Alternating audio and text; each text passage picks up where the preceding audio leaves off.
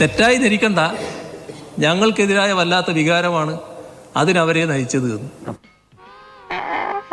ഞങ്ങളങ്ങനെ കാണുന്നില്ല അതിനെ.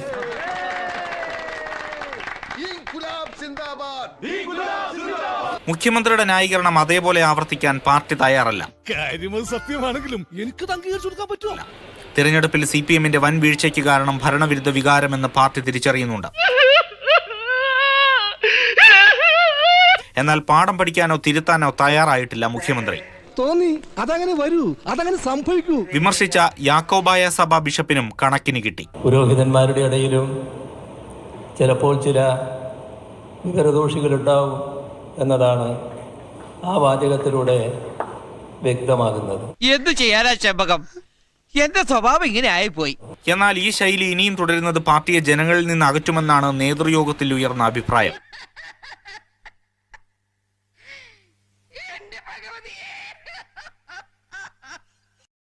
ക്ഷേമ പെൻഷൻ മുടങ്ങിയതടക്കം ജനക്ഷേമ പ്രവർത്തനങ്ങളിലെ പാളിച്ചകൾ തിരഞ്ഞെടുപ്പ് തോൽവിയുടെ ആഴം കൂട്ടി. ന്യൂനപക്ഷ പ്രീണനം തിരിച്ചടിച്ചു.